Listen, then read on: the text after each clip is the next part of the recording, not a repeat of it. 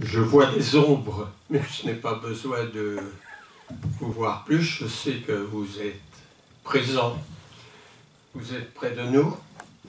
C'est donc tous ensemble que nous allons collaborer à cette étude aujourd'hui. Une étude qui est basée sur un verset, le psaume 32, dans les 2 premiers versets.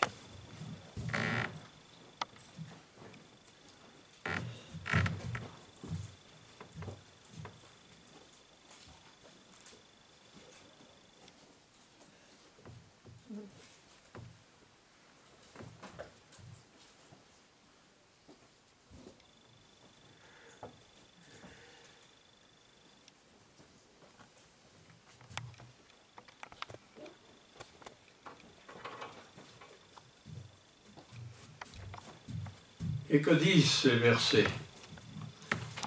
Eh bien, il commence par dire « heureux ». Heureux. Celui à qui la transgression est remise. Transgression.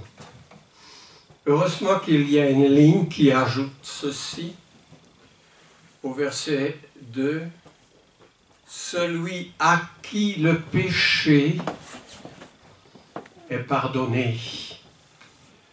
Alors, s'il y a quelqu'un qui n'a pas péché, peut-être cette prédication ne lui est pas adressée. Mais moi, j'ai péché. J'imagine que je ne suis pas le seul qui ait péché, mais heureux celui à qui la transgression est remise. Pourquoi heureux? Parce que la transgression présuppose une peine,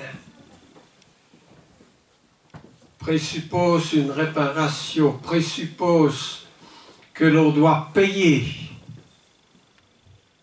On doit payer une dette.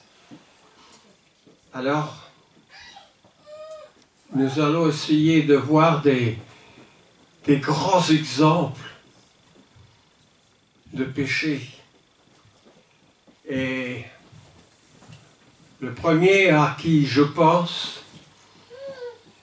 dans l'Ancien Testament, qui a dû contrer cet état de faute, était Moïse. Moïse, qui est monté à l'appel de Dieu sur la montagne, a reçu la loi, les commandements.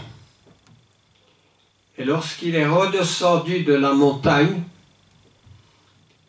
il s'est aperçu qu'il y avait du bruit. Le bruit, c'était une sorte de fait par la fabrication d'un veau en or. Un veau en or. Imaginons le poids de ce veau en or. Bon, on sait qu'il avait pris des Égyptiens beaucoup d'or. Le peuple était sorti d'Égypte avec des objets en or. Donc ils ont fait fondre cet or. Et alors quand Moïse a interrogé son frère Aaron,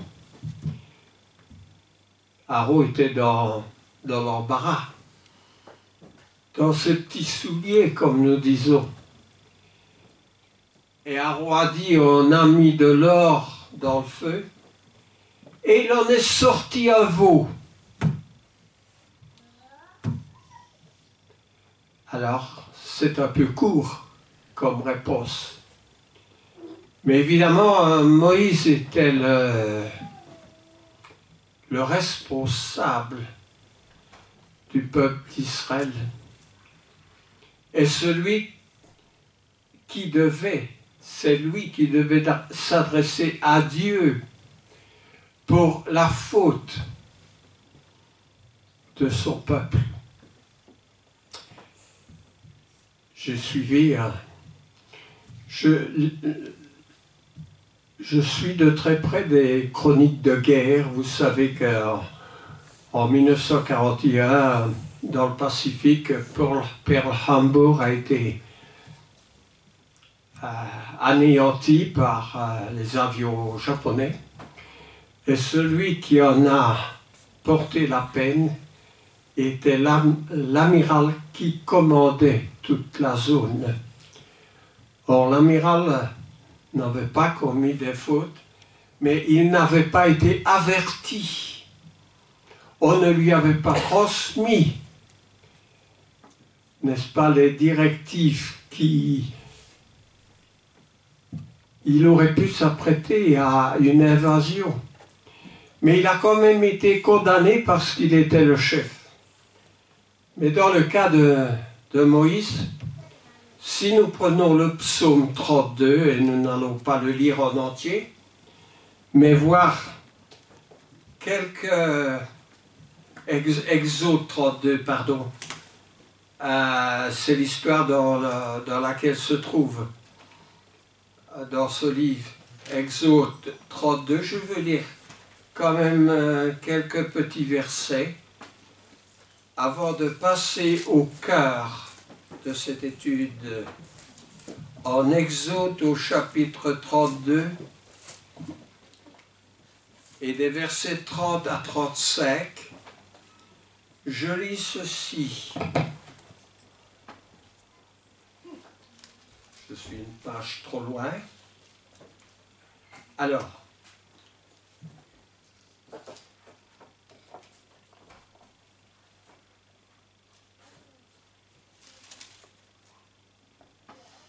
je trouve simplement le passage.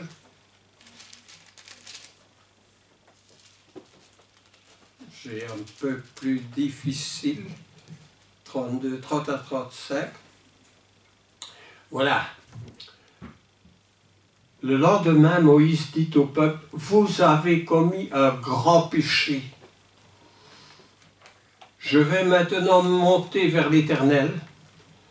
J'obtiendrai peut-être le pardon de vos péchés. » Moïse retourna vers l'Éternel et dit, « Ah, ce peuple a commis un grand péché. Ils se sont fait un dieu d'or. Pardonne maintenant leurs péchés, sinon efface-moi de ton livre que tu as écrit. » Alors, Dieu lui dit, « Conduis le peuple où je t'ai dit, et voici mon ange marchera devant toi, mais au jour de ma vengeance, je les punirai de leurs péchés. » Alors l'Éternel, le dernier verset 35 dit, « L'Éternel frappa le peuple parce qu'ils avaient fait le veau, fabriqué par Aaron. » Alors évidemment, après le peuple fut dans la désolation. Mais ça c'est un péché qui a des conséquences, surtout le peuple. Mais l'Éternel poursuivait une promesse qu'il avait faite. Il a fait stationner ce peuple dans le désert, et puis au moment voulu, il a poursuivi son plan. Quel plan? Le plan de la rédemption. Mais je voudrais prendre deux autres personnages qui, eux, ont péché. Ici, c'est un péché collectif du peuple dans lequel Moïse, qui n'est pas responsable, en porte la responsabilité. Mais dans notre Bible, il y a deux personnages qui ont péché. Alors, pouvez-vous trouver le nom d'un de ces deux personnages? Réfléchissez. Dans notre Bible, quel est le personnage qui a commis un grand péché? David. Amen. Mais oui, David a commis un grand péché, n'est-ce pas? Et le péché de David, il ne faut pas le crucifier, David, mais en David, nous pouvons quelquefois nous retrouver sous certains angles. Alors le péché de David, nous le trouvons en le livre de 2 Samuel, parce qu'en 2 Samuel se trouve écrit le péché de David. Donc en 2 Samuel, laissez-moi voir, j'ai le chapitre 11 et 12. Donc dans le chapitre 11, eh bien dans le chapitre 11, les armées de David étaient en guerre. David était resté dans son palais, et dans son palais, il a dit ceci.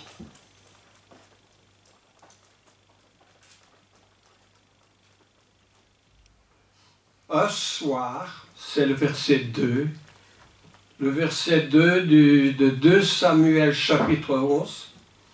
Un soir, David se leva de sa couche, et comme il se promenait sur le toit de la maison royale, il aperçut de là une femme qui se baignait et qui était très belle de figure. David fit demander qui était cette femme, et on lui dit, n'est-ce pas Bathsheba, fille d'Éliam, femme d'Uri le Hétien? Et David envoya des gens pour la chercher. Elle vint vers lui et il coucha avec elle. Après s'être purifiée de la souillure, elle retourna dans sa maison. Cette femme devint enceinte et elle fit dire à David, je suis enceinte. Alors, David expédia cet homme à Joab, qui était son général, avec son armée. Ils étaient en bataille. Mais pourquoi est-ce que David alla aussi vite pour écrire une lettre à son général? Parce que l'époux de cette femme qui s'appelait Bathsheba était un soldat de l'armée de David qui combattait, n'est-ce pas? Et David avait profité de l'absence de son époux, qui était ce soldat, pour coucher avec sa femme. Alors, qu'est-ce que David demande à son général? Envoie-moi Uri le Hétien. Et Joab envoya Uri à David, qui l'interrogea sur l'état de Joab, sur l'état du peuple, sur l'état de la guerre. Puis David dit à Uri, descends dans ta maison et lave tes pieds. Uri sortit de la maison royale et il fut suivi d'un présent du roi. Mais Uri se coucha à la porte de la maison royale avec tous les serviteurs de son maître, et il ne descendit point dans sa maison. ça aurait arrangé David qu'Urie passe une nuit avec son épouse et l'enfant qui allait naître, on aurait pu dire, ben ça vient de toi pendant la nuit que tu as passé avec ton épouse. Mais Urie, sachant que tous ses frères d'armes logeaient dans les campagnes, en état de guerre, il n'a pas voulu user de cette offre de la part de David de descendre dans sa maison et de passer une nuit avec son épouse. Alors, il ne descendit point dans sa maison. On en informa David et on lui dit, Urie n'est pas descendu dans sa maison. Et David dit à Urie, n'arrives-tu pas de voyage? Pourquoi n'as-tu pas descendu dans ta maison? Urie répondit à David, l'arche de l'alliance, et Israël et Juda habitent sous des tentes. Mon seigneur Joab et les serviteurs de mon seigneur campent en rase campagne. Et moi j'entrerai dans ma maison pour manger, boire et pour coucher avec ma femme. Aussi vrai que tu es vivant et que ton âme est vivante, je ne ferai point cela, dit Urie. Ça n'arrangeait pas David, qui aurait couvert un grand péché d'avoir abusé de la femme de ce soldat pendant que celui-ci était en guerre. On en informa David et on lui dit, Urie n'est pas descendu dans sa maison. Et David dit à Urie, n'arrives-tu pas de voyage? Pourquoi n'es-tu pas descendu dans ta maison? Et alors on a lu, évidemment, les versets pour lesquels Urie se justifiait. David dit à Urie, reste ici encore aujourd'hui, et demain je te renverrai au combat. Et Urie resta à Jérusalem ce jour-là, et le lendemain David l'invita à manger et à boire, et en sa présence, et il l'enivra. Et il l'enivra.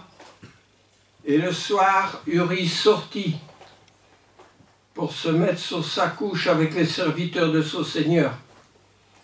Mais il ne descendit point dans sa maison. C'était un homme intègre, Urie. Il ne voulait pas profiter de descendre dans sa maison et de passer une nuit avec sa femme alors que ses frères d'armes étaient en rase campagne. Qu'est-ce qu'il restait à David pour couvrir sa faute, pour arranger son problème? Alors on le voit. David écrivit une lettre au général Joab et l'envoya par la main d'Urie. Il écrivit, placez Urie au plus fort du combat, retirez-vous de lui afin qu'il soit frappé et qu'il meure. Joab, en assiégeant la ville, plaça Urie à l'endroit qu'il savait défendu par les vaillants soldats. Les hommes de la ville firent une sortie, se battirent contre Joab. Plusieurs tombèrent parmi le peuple, parmi les serviteurs de David, et Urie le Hétien fut aussi tué. Voilà, débarrassé Oui. Mais là, il s'agissait de David. Ce n'était pas n'importe qui, parce qu'à David devaient être confiées des grandes responsabilités dans le plan de la venue du Rédempteur, notre Christ. Uri est mort maintenant. Nous n'allons pas lire toute l'histoire en entier, nous n'avons pas le temps. Mais Uri étant mort, David a fait venir Bathsheba dans sa maison et il a épousé Bathsheba en remplaçant Uri, n'est-ce pas? Bathsheba attendait un enfant. Cet enfant est né, mais il a été dans le plan de Dieu que cet enfant meurt après sa naissance. Est-ce que la mort de cet enfant est l'absolution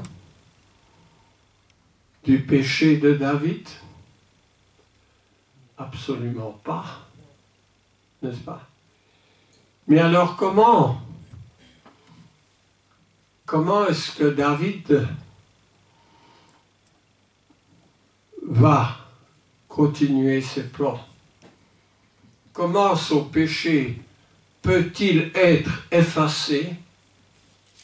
Eh bien, la suite de l'histoire nous dit que Dieu a envoyé un prophète auprès de David. Et ce prophète, il va dire, il s'agit de Nathan. Alors, Nathan dit à David, un peu plus loin, un peu plus haut, au chapitre 12, donc 2 Samuel, chapitre 12. L'Éternel envoya Nathan vers David, et Nathan vint à lui et lui dit, il y avait dans une ville 2 hommes, l'un riche, l'autre pauvre. Le riche avait des brebis et des bœufs en très grand nombre. Le pauvre n'avait rien du tout, qu'une petite brebis qu'il avait achetée. Il la nourrissait et elle grandissait chez lui avec ses enfants. Elle mangeait de son pain, buvait de sa coupe, dormait dans son sein et il la regardait comme sa fille. Le pauvre, ça.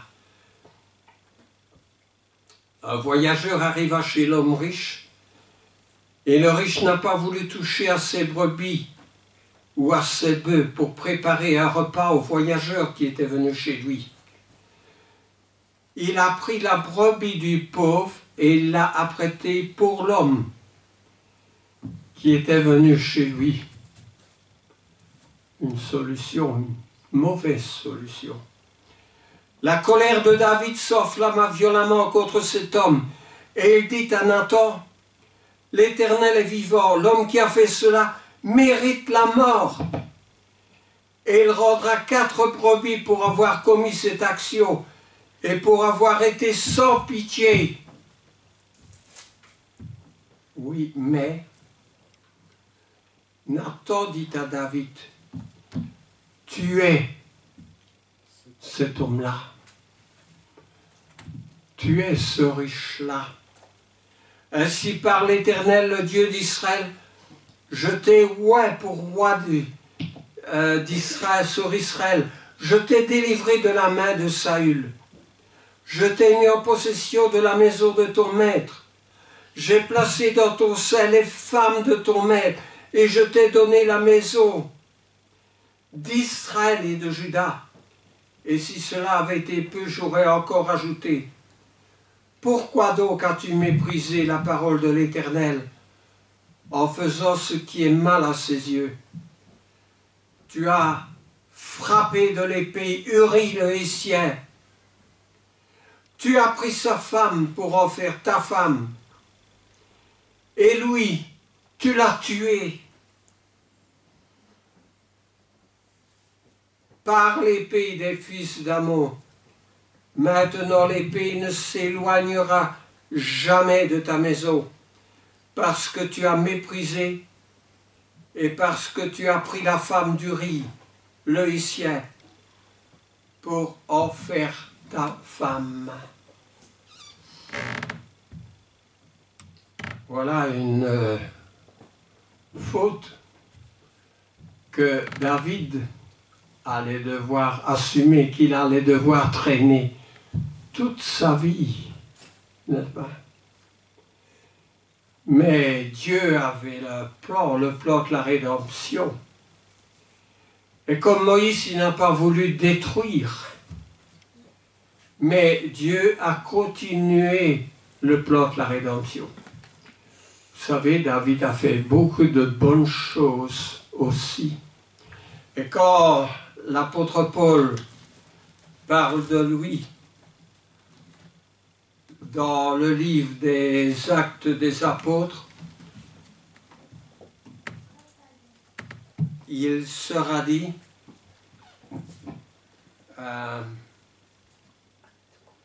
au sujet de David,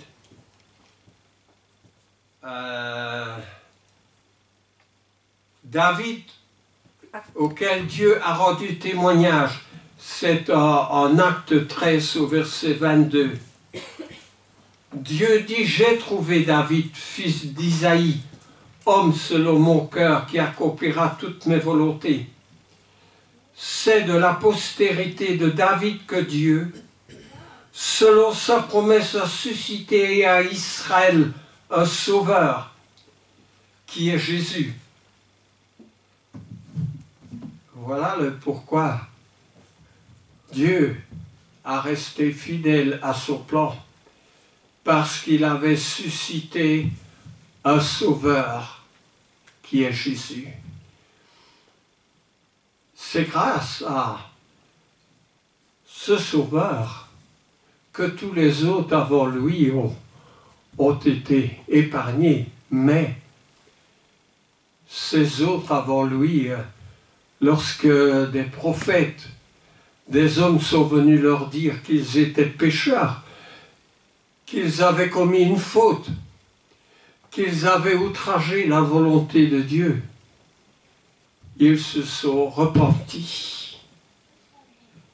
Ils ont changé de direction, parce que la repentance veut dire changer de direction. Heureux l'homme à qui Dieu n'impute pas la transgression, à qui le péché est pardonné. Eh bien, sous deux angles nous nous retrouvons dans l'histoire de David. L'angle de pécheur. Vous savez, la Bible ne dit pas qu'il y a des péchés véniels et des péchés mortels. Tout péché est une faute devant Dieu. Et il faut accepter cette faute. Il faut s'humilier et il faut que Dieu nous pardonne de la faute, qu'elle soit grande ou petite. C'est une chose. Mais si la miséricorde de Dieu a été sur la maison de David, a été sur Moïse, c'est à cause de Christ. Et aujourd'hui, celui qui est heureux, à qui la transgression est effacée et le péché pardonné, c'est nous. Aussi bien que l'Israël qui se trouve dans l'Ancien Testament. Parce que nous devons reconnaître que nous sommes fautifs, et nous le sommes tous, sous un angle ou sous un autre angle. Mais celui qui a la clé pour effacer la dette, pour que le pardon de notre péché soit couvert, c'est Jésus, n'est-ce pas? La deuxième personne à qui Jésus a effacé la dette, c'était encore une histoire d'adultère. Parce que l'histoire de David est une histoire d'adultère. La deuxième personne, réfléchissons. Qui est-elle?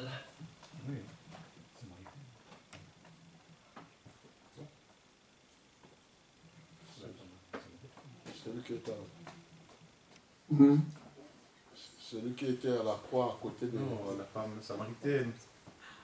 La samaritaine, non, c'est la... Adultère, oui. La femme adultère, la samaritaine. Celle qui... Moi, je n'entends pas. La samaritaine. C'était cette femme qui est venue, n'est-ce pas, la femme pécheresse à qui on voulait lapider.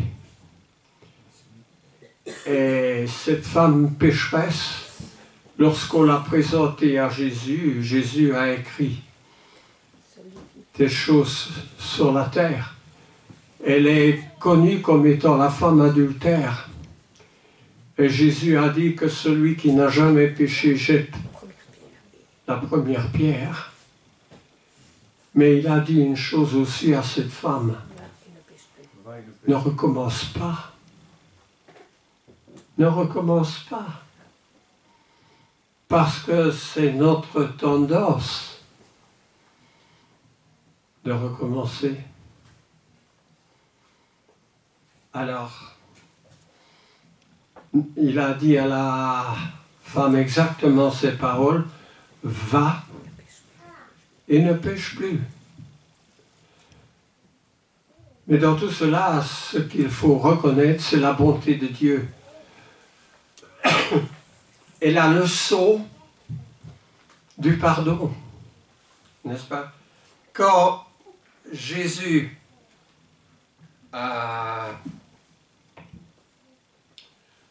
parle du pardon, il en parle, je vais pas aller très loin, mais dans 2 passages au moins, dans la prière sacerdotale, en Matthieu au chapitre 7, en Matthieu, il y a 2 passages.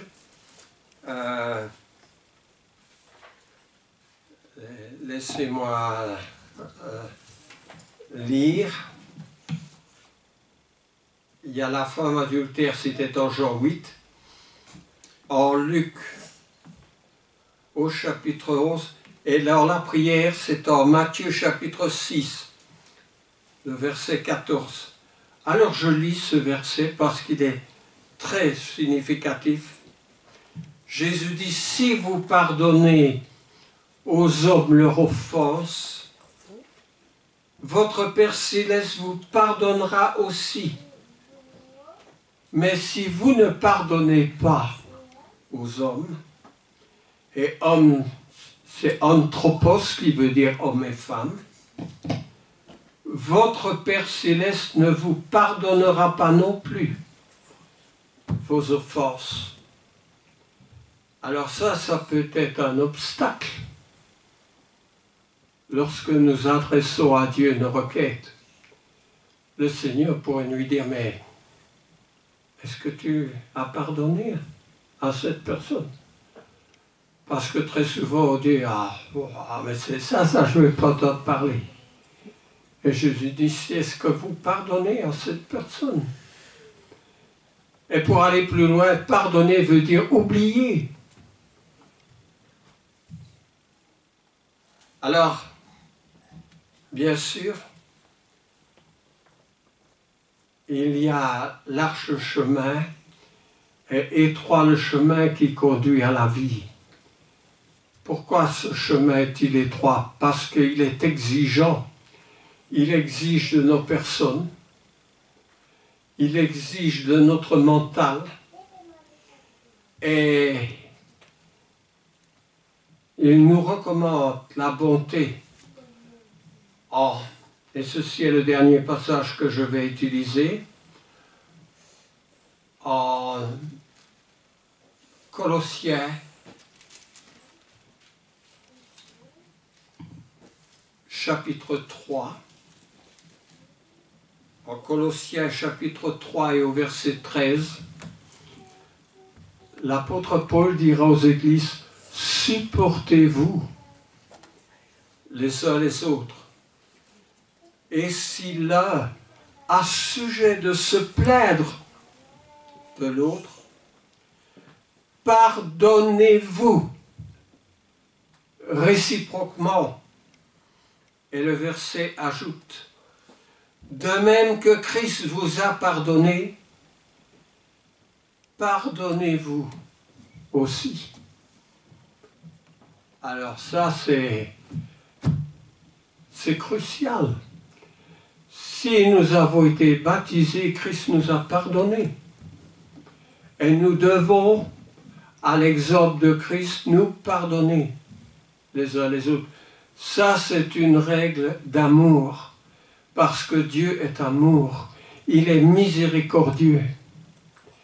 Alors je m'arrête là, parce que je pense que dans ce qui a été dit, il y a pour nous de grandes leçons à en tirer.